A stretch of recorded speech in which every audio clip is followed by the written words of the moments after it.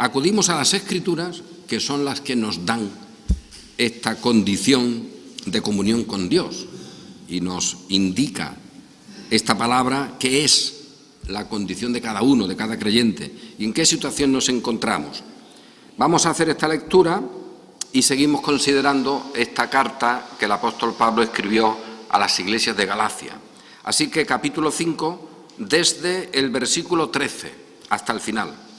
Porque vosotros, hermanos, a libertad fuisteis llamados, solamente que no uséis la libertad como ocasión para la carne, sino servíos por amor los unos a los otros. Porque toda la ley en esta sola palabra se cumple: amarás a tu prójimo como a ti mismo. Pero si os mordéis y os coméis unos a otros, mirad que también no os consumáis unos a otros.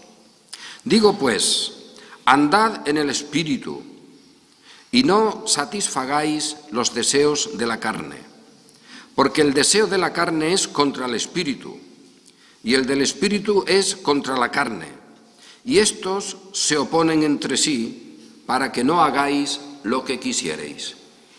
Pero si sois guiados por el Espíritu, no estáis bajo la ley. Y manifiestas son las obras de la carne, que son adulterio, fornicación, inmundicia, lascivia, idolatría, hechicerías, enemistades, pleitos, celos, iras, contiendas, disensiones, herejías, envidias, homicidios, borracheras, orgías y cosas semejantes a estas, acerca de las cuales os amonesto, como ya os lo he dicho antes, que los que practican tales cosas no heredarán el reino de Dios. Mas el fruto del Espíritu es amor, gozo, paz, paciencia, benignidad, bondad, fe, mansedumbre, templanza. Contra tales cosas no hay ley. Pero los que son de Cristo han crucificado la carne con sus pasiones y deseos. Si vivimos por el Espíritu, andemos también por el Espíritu. No nos hagamos vanagloriosos, irritándonos unos a otros, envidiándonos unos a otros. Amén. Entramos en una cuestión de esta carta que curiosamente ha sido muy usada por los que en el mundo cristiano han pretendido un modelo de vida cristiana o de moral o de ética cristiana, que en el fondo sería lo contrario de lo que el apóstol Pablo está enseñando. Esto es una cosa paradójica, pero ocurre. Recuerdo precisamente, hace años, un pastor que hacía un énfasis extraordinario en esto que hemos leído, para proponer una vida cristiana reglada, moldeada, según unas reglas, medible, y eso como el modelo de salvación. Bien, el apóstol está diciendo, y nosotros hemos leído también la primera carta de Juan, donde estas cosas se explican. A ver, el cristiano, el que anda en luz, tiene una característica, tiene unos frutos que si no se dan, no puedes decir que andas en luz. Eso es evidente.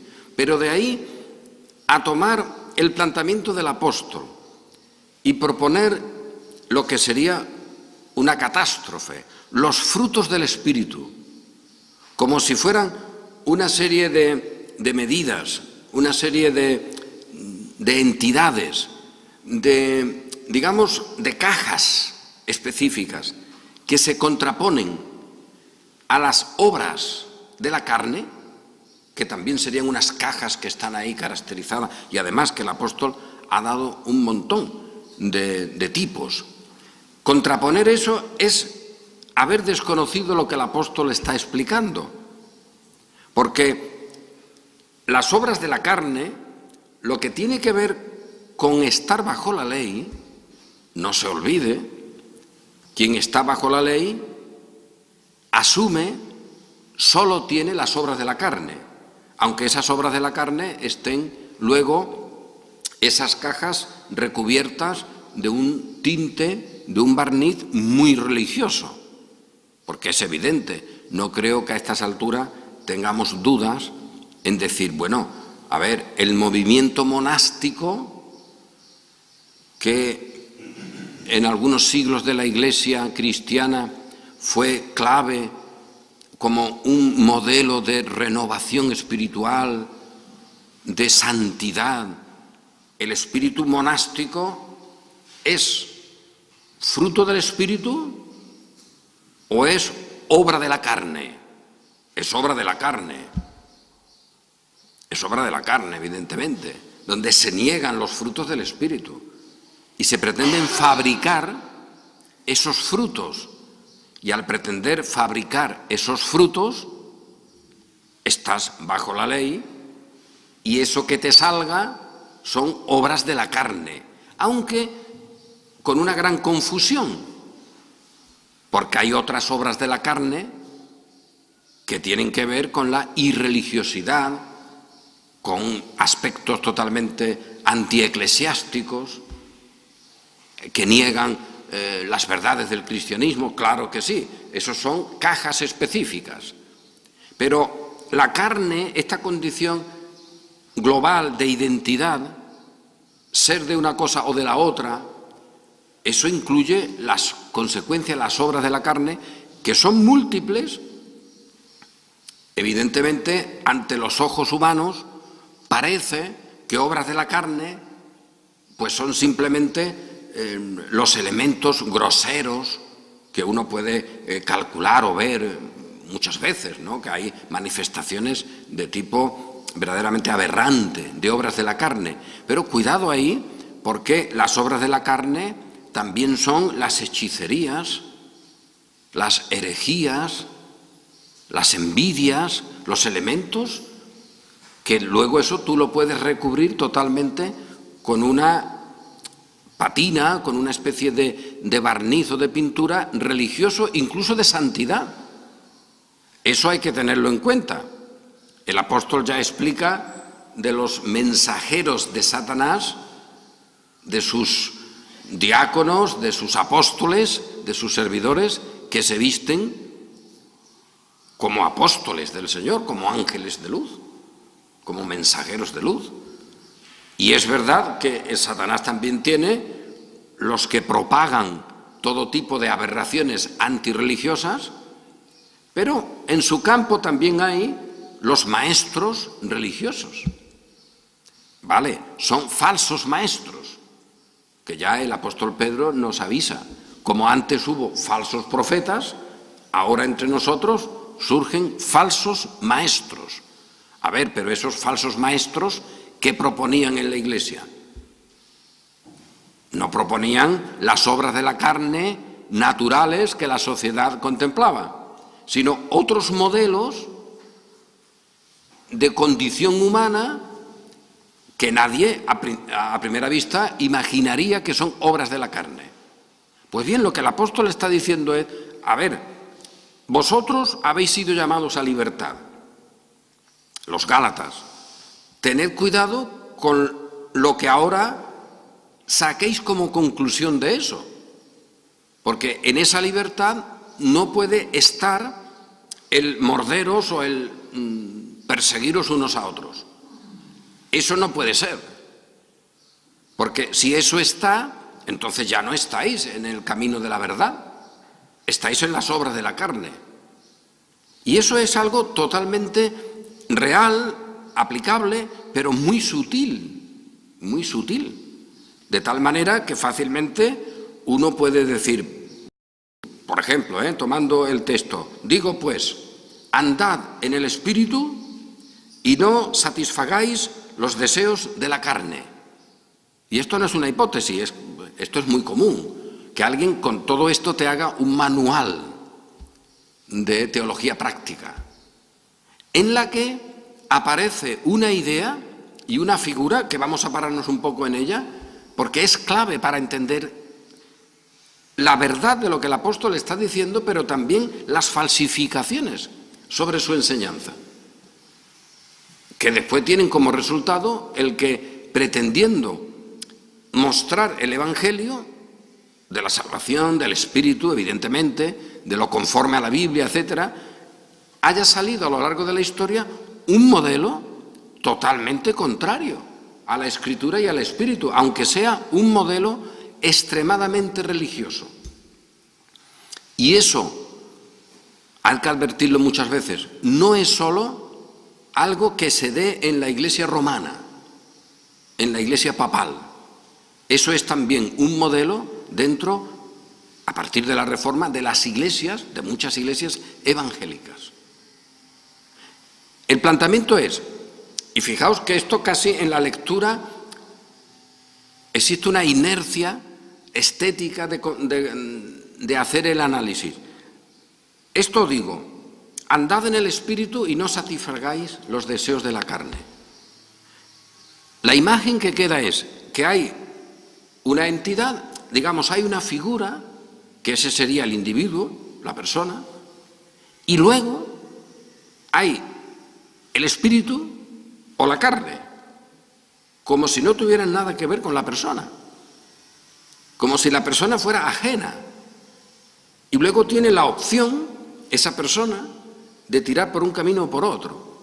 No se asume que ya la existencia de la persona esté en un camino o en otro. Esto pasa muchas veces porque cuando la Escritura, para nuestra edificación, para nuestro moldearnos y reformarnos, usa el método común en la Escritura, vaya, del aviso, de la exhortación, del mandamiento, se saca la conclusión de que eso es algo ajeno que no tiene que ver con el individuo, sino que el individuo luego puede estar en un sitio o en otro. Y la pregunta inmediata, para no seguir con ese modelo, es, bueno, entonces el individuo, ¿dónde se encuentra? ¿Es que hay un lugar donde poder estar, que no sea luz o tinieblas? ¿Es que hay un lugar donde poder estar, que no sea con el Señor o contra el Señor? ¿Es que hay un lugar neutral ahí, en algún sitio, y luego tú te metes en un sitio o en otro? Fijaos que cuando digo esto, pues estamos visualizando de alguna manera lo que es el modelo, reitero, de la Iglesia de Roma, con muchas circunstancias, pero también de las iglesias evangélicas. Y por eso nosotros aquí tantas veces resaltamos que lo que viene y derrumba a todo ese modelo, donde el Señor muestra la fortaleza, es en los niños, nuestros pequeños, porque ellos están sin tener esa función o esa posibilidad, porque incluso por sus razonamientos, pero están. ¿O es que acaso no están? Es decir, nuestros hijos, los salvos que el Señor ha querido en su pueblo, con una edad en la que no se le puede poner en ese modelo, destruyen los modelos humanistas y los modelos de mérito humano. Y esta es una realidad, y por eso subrayamos tantas veces que no es un tema de polémica, sino que el que nuestros hijos aparezcan como parte de la Iglesia desde el principio, que no tengan que entrar en la Iglesia tras una acción suya, adulta, posterior, sea el bautismo o sea cualquier otra ceremonia. Cuando enfatizamos la responsabilidad, el Señor la da y ahí está con cada uno en su vida y ahí están todas las exhortaciones. Pero no depende de eso el estar en la Iglesia, porque es el Señor el que nos coloca en ella y nos conserva en ella. Y por eso podemos decir con tanta alegría tantas veces, mira, nosotros ahora, en este instante, estamos en la comunión de los santos. Y estamos en comunión con aquel que es la cabeza y que está en el culto, que es nuestro Redentor. Y eso es real.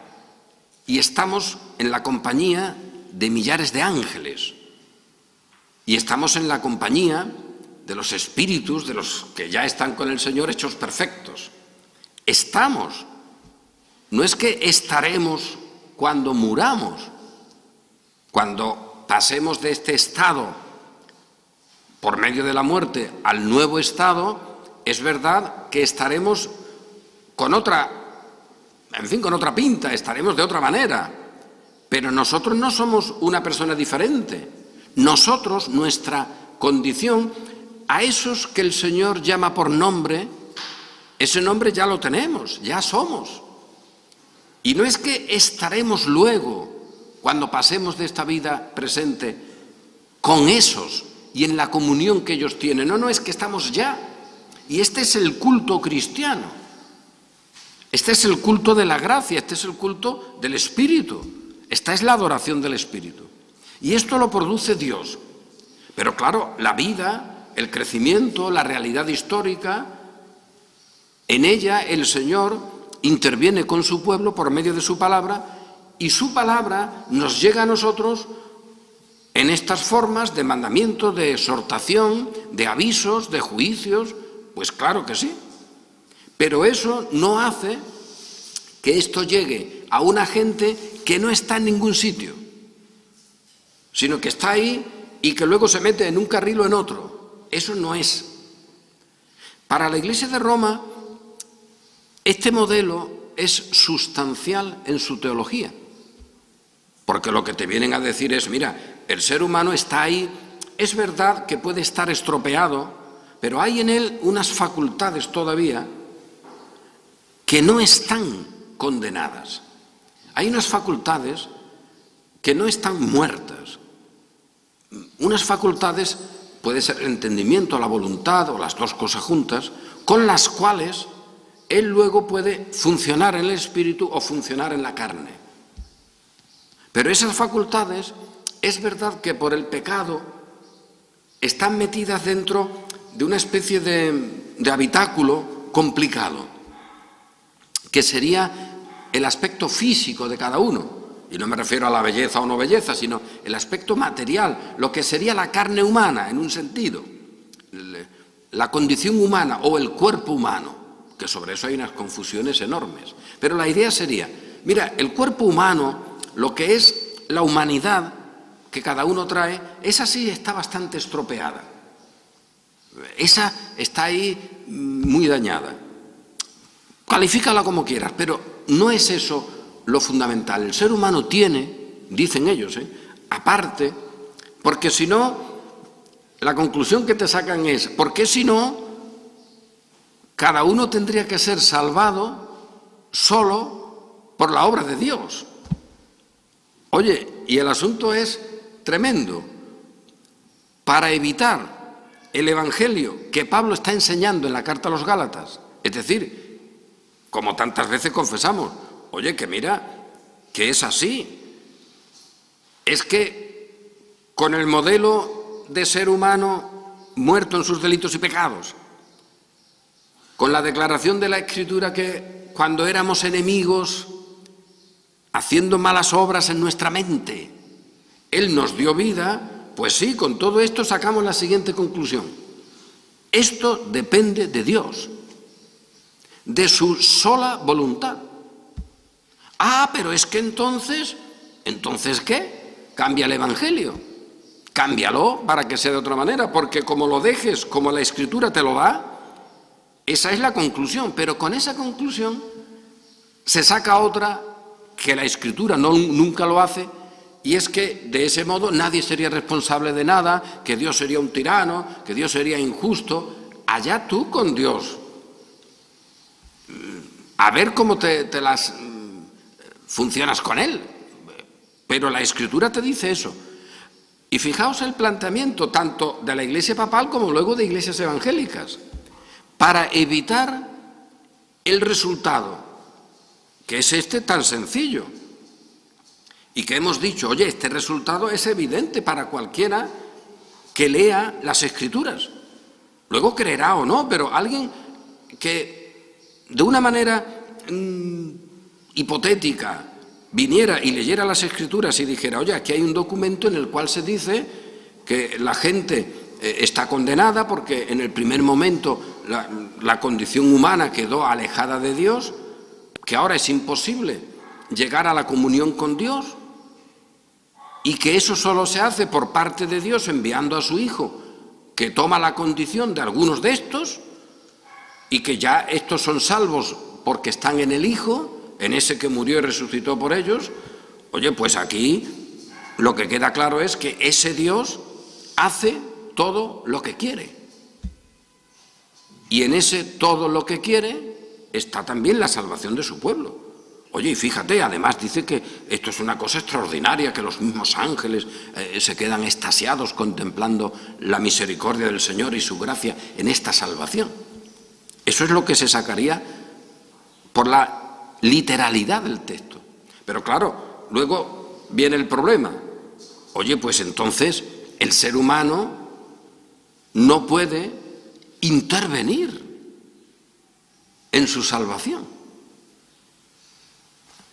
porque está muerto y lo que hacen desde fuera de él es resucitarlo, darle vida y además una vida nueva, que no se trata de resucitarlo como estaba, sino que ahora esa resurrección significa que ha cambiado de sitio, que antes estaba en la condenación y ahora está en la salvación, y que además esa salvación es permanente, porque esa nueva vida no puede ser eliminada, ya no hay otro diablo que tiente a Adán y a Eva en ningún paraíso. Eso ya no existe. Por lo tanto, estos siguen ya en el reino y son del Señor. Ahora, en ese planteamiento, pues están todas las exhortaciones que, por ejemplo, hemos leído. Porque alguno te puede decir, no, oye, que yo soy del reino, yo soy de la luz. Pues la Escritura te exhorta y te dice, bueno, que eres de la luz, pues anda como hijo de luz. Porque aquí no se puede fabricar ahora a un creyente ni para salvarlo, no lo puedes fabricar de nuevo para que sea salvo, tampoco puedes fabricar un modelo nuevo para que viva como salvo, porque tampoco puedes fabricarte eso. El apóstol le está diciendo esto a los Gálatas, vosotros decís, vosotros a libertad fuisteis llamados, pero mirad, tened cuidado y no uséis esa libertad como un motivo para la carne. Y luego explicará, y si Dios quiere iremos viendo en los próximos domingos esta relación. Pero de momento ya neguemos este planteamiento. Seguid el Espíritu.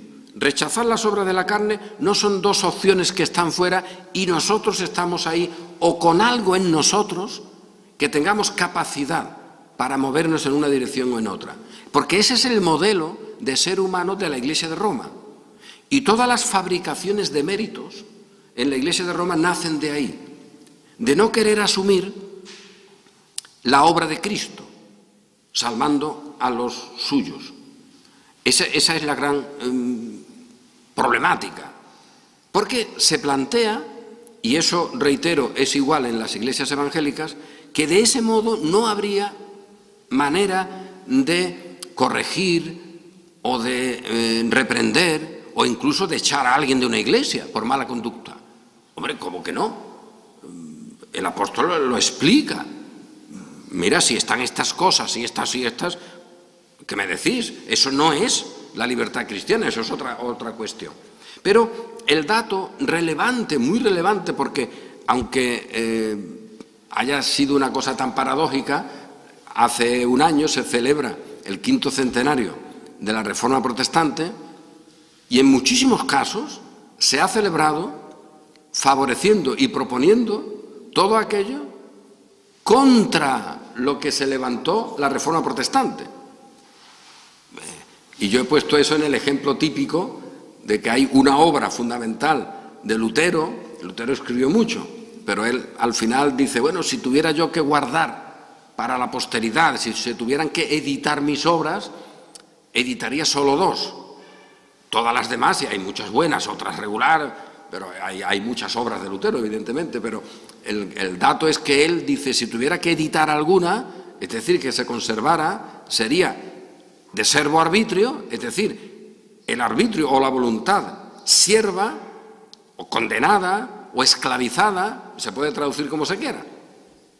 Y también el pequeño catecismo, El pequeño catecismo, que es muy valioso, donde Lutero explica la salvación por esas preguntas y respuestas, pues con el credo, con los mandamientos, etcétera, que era típico de la Reforma también. Bueno, pues esos son los dos libros. Entonces, el modelo de reforma está en de servo arbitrio, o sea que la voluntad está esclavizada, está funcionando, porque es un ente activo, pero esclavizada.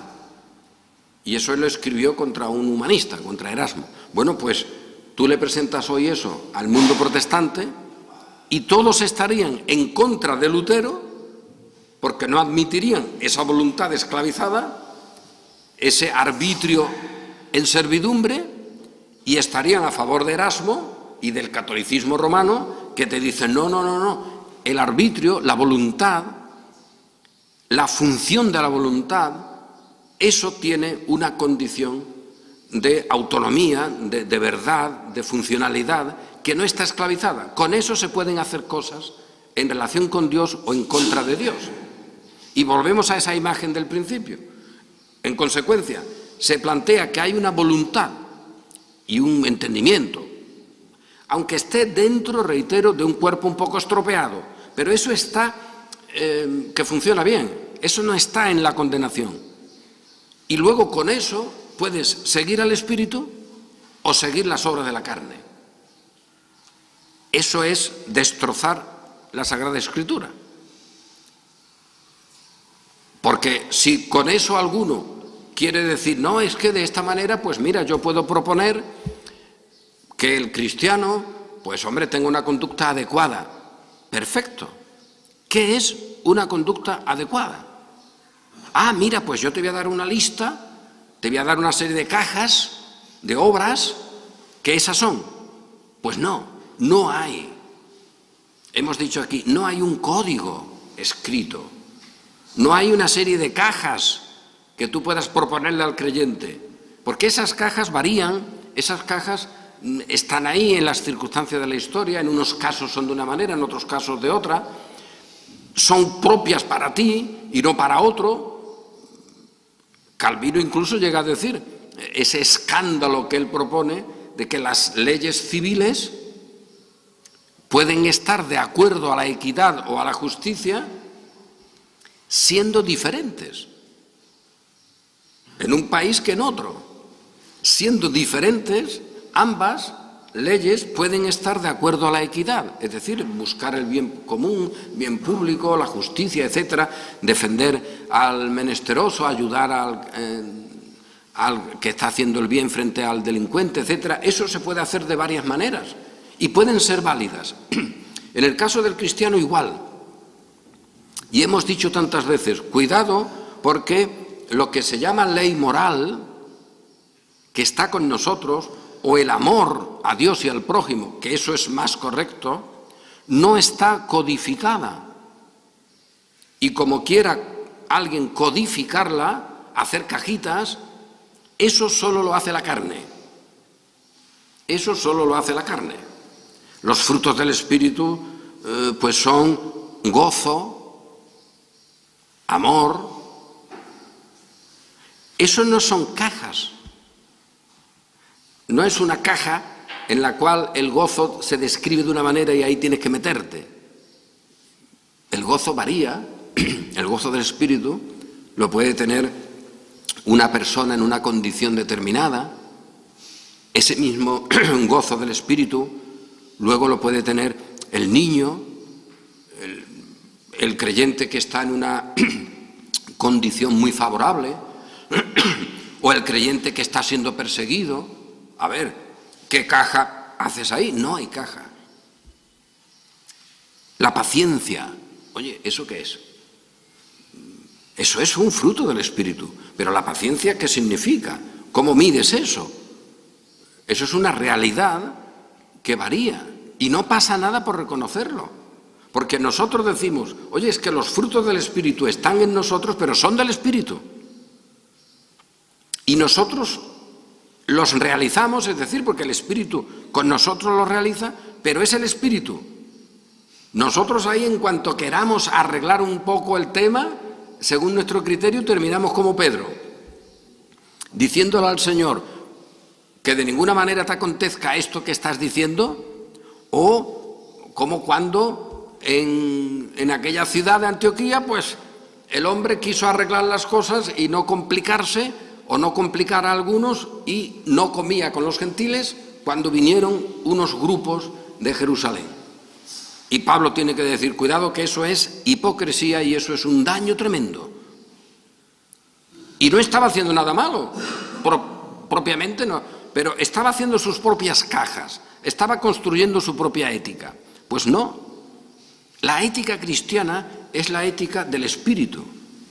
Y por eso, la palabra puede ser confusa, pero si la reiteramos y la explicamos, sería muy adecuada. Por eso la ética cristiana es una ética de la intención, del propósito, de un querer, porque estamos salvados. Ese querer que el apóstol explica tan claramente, aunque para algunos tan chocantemente, en la carta a los romanos. Porque según el hombre interior me deleito en la ley de Dios, pero luego encuentro otra ley en mis miembros que me lleva al pecado. Miserable de mí. ¿Por qué? Porque el creyente que ve la realidad contempla que ahora, en nuestra condición de creyentes, somos guiados por el Espíritu. Porque si no, no somos creyentes, vaya. Si alguno no es guiado, si alguno no tiene el Espíritu, no es de Dios. Pero, por otra parte, tenemos, y eso lo explica luego el apóstol, las obras de la carne, los episodios de confusión, de alteración, de rebeldía. Y eso sigue con nosotros. Y eso sigue con nosotros. Porque eso sí está con nosotros hasta que morimos. Y no se va menguando, no es que uno diga, bueno, pero esto está bien fuerte ahora que hemos sido convertidos, pero ya verás cuando yo pase una serie de años de ejercicios espirituales. Al final esto será ya, vamos, que no me quedará casi nada, ¿eh? El Señor me puede ya llevar con Él cuando quiera, porque prácticamente ya carne y obras no hay nada. Eso te lo dice la Iglesia de Roma para algunos, a los que llama santos, que te dicen, bueno, es que hay algunos que han cumplido ya todo esto, bueno, con 3 pasos, en 3 días. Y les ha quedado toda la vida restante para ir acumulando méritos y meterlos en el saco de los méritos de Cristo y de los santos, que hay que ver, reitero tantas veces, decirlo solo te entran ganas de ir a por alguien, porque hay que ver la barbaridad que se está diciendo de Cristo y los santos, para luego repartirlos, porque son idénticos y se mezclan, o sea que ahí no se puede saber ya qué era, porque las dos cosas son agua y se mezcla ahí nada. Bueno, y luego repartirlos para los que lo necesiten. Y es verdad que en ese planteamiento de Roma los necesitan la mayoría. Y como aquí no pueden arreglarlo, pues lo meten luego a esa multitud, la meten en el purgatorio para ir arreglando el tema. No existe. Esta es la condición. Eso no se da.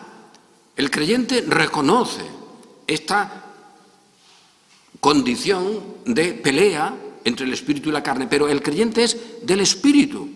Y el fruto del espíritu es amor, gozo, paz, paciencia, benignidad, bondad, fe, mansedumbre, templanza. Amigo mío, estos son intenciones, es decir, estos son realidades globales que luego se materializan de distinta manera, incluso, fijaos, en las circunstancias de la vida de cada creyente. Y por eso somos libres. Pero si nosotros usamos la libertad para fabricar cajas de espiritualidad, nos comemos unos a otros y nos destruimos unos a otros. De tal manera que cuando la Iglesia, o en la Iglesia cristiana, y eso empezó ya en la carta a los Gálatas, vaya, lo tenemos claro, empezó desde el primer momento, que la Iglesia cristiana no se corrompe luego en el siglo III o IV, también, sino que las del Nuevo Testamento vemos que en ellas había una gran corrupción. prevenida, los apóstoles frenan aquí o allá, y en las iglesias del Apocalipsis, anda, ¿qué podemos decir? Pues allí había unas situaciones calamitosas, y que el Señor dice, oye, arreglad eso, que si no, quito el puntito vuestro de ahí, que os quito de en medio. Esa es la realidad ya del Nuevo Testamento. Y luego en el proceso histórico hasta el día de hoy ha seguido siendo. Pero, ¿qué es lo que ha ocurrido? Fundamentalmente, pues que algunos, pretendiendo la libertad del espíritu y seguir al espíritu, han hecho una fábrica, por poner el ejemplo, que puede ser mejor o peor, de cajitas de santidad. Y esas son como ellos deciden. Han pensado que como las obras de la carne son así, específicas, que la carne produce cosas concretas y están ahí y se pueden señalar, pues han dicho, vamos a hacer una cosa parecida, es decir, vamos a resucitar a quien Cristo ya condenó, al diablo y sus obras, vamos a resucitarlo y ahora hacemos un modelo de iglesia, no de Cristo, sino del anticristo, con una ética que ya no sea la de Cristo, cumplir mi palabra, mis mandamientos, lo que yo os digo, amaos unos a otros, esos términos que son de intención y de, entenderlo bien, de globalidad, pero que no son de cajitas, no son de limitaciones, no son de códigos específicos. Bueno, pues, ¿qué ha pasado? Que la cristiandad, y en eso entra también, por desgracia, una gran parte del mundo evangélico, prefiere la vida cristiana con las cajitas de santidad, las cajitas, los tubitos, o yo qué sé, las bolsitas que cada uno ha ido poniendo, en vez de la libertad del espíritu.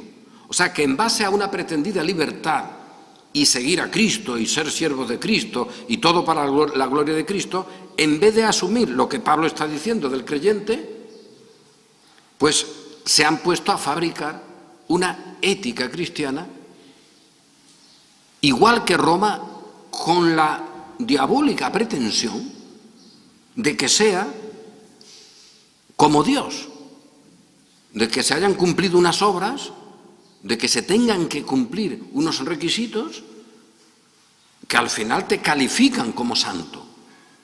Oye, que no hay manera, que no hay cajitas, que no hay un supermercado, que no hay un marketing, que la exhortación es amar, paciencia, gozo.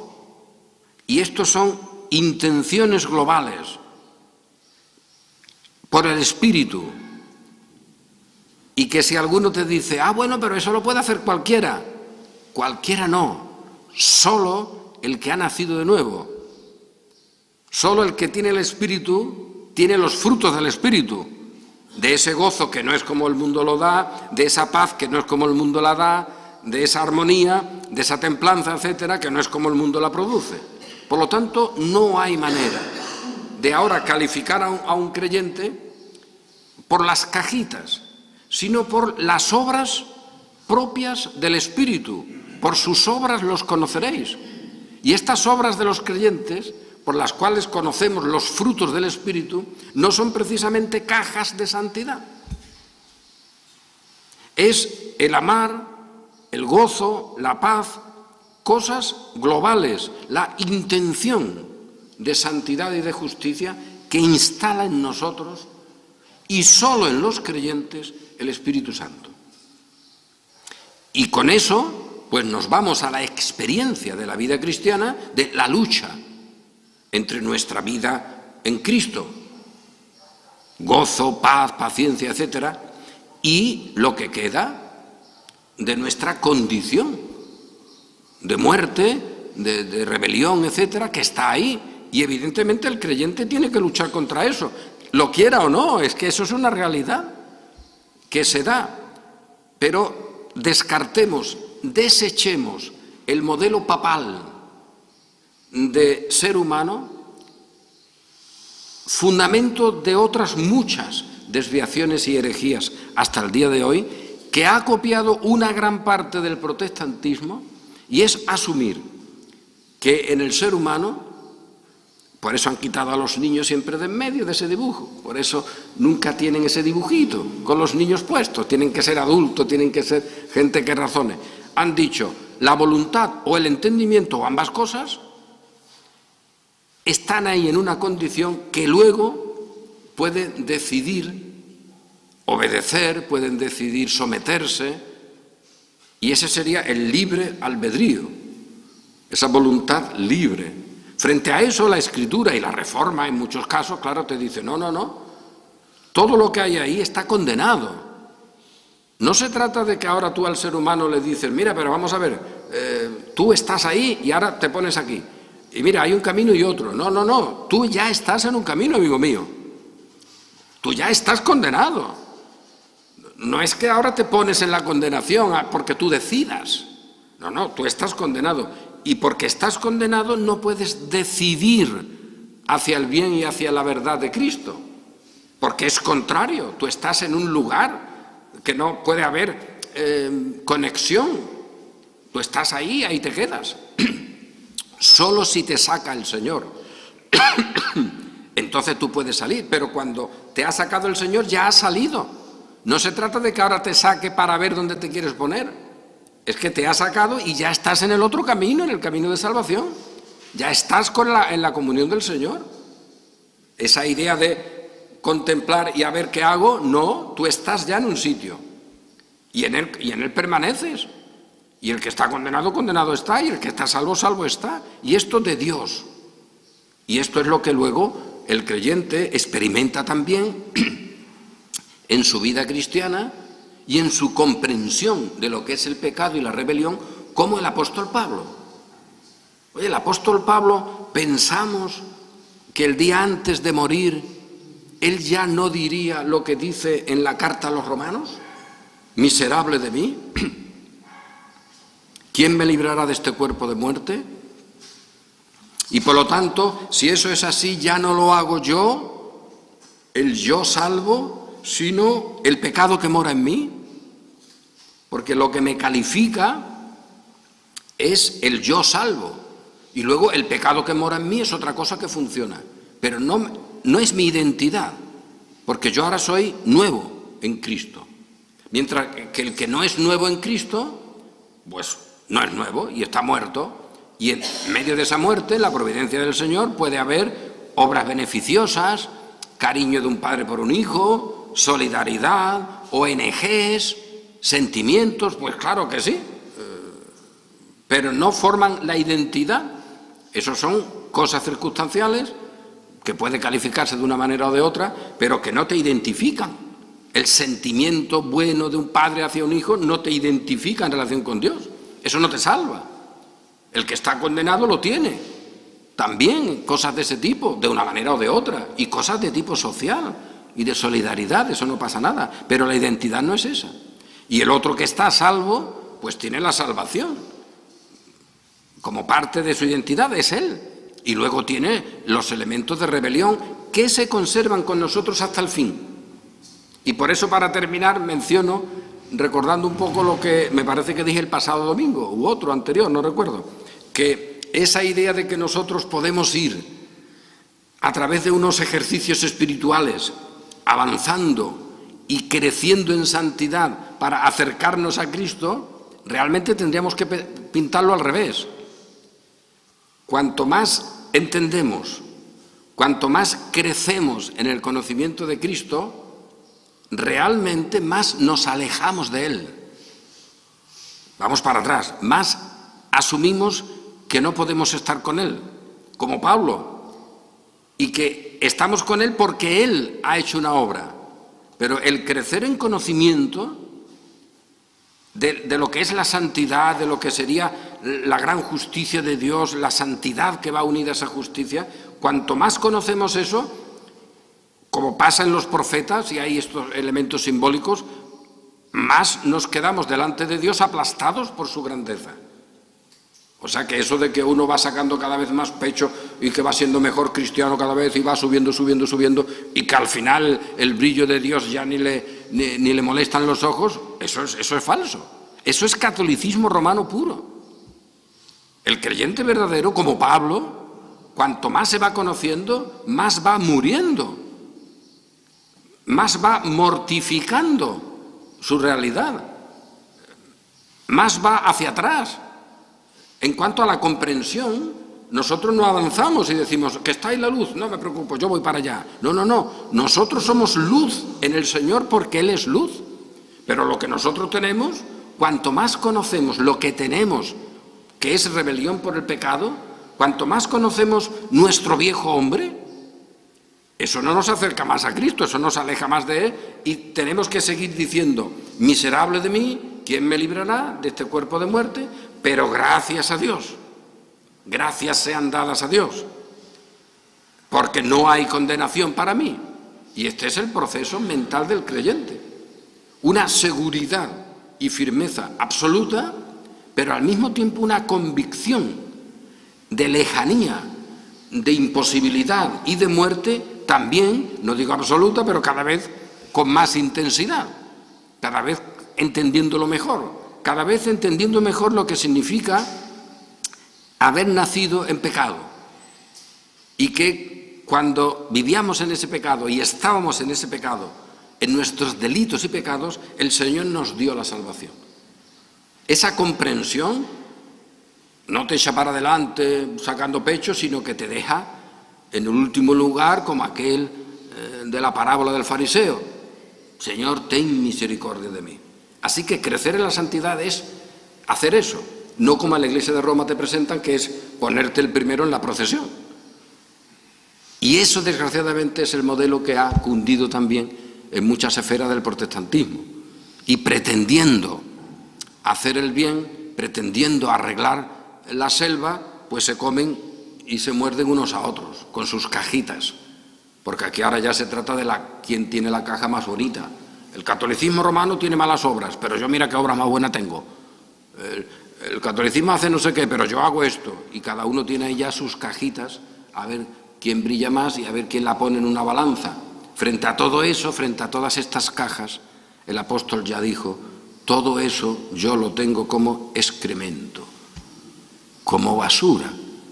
Y esto es lo que nosotros desde aquí también publicamos y en eso nos gozamos y alegramos porque conociéndonos en nuestra muerte también conocemos al Señor de la vida que nos ha dado la vida eterna.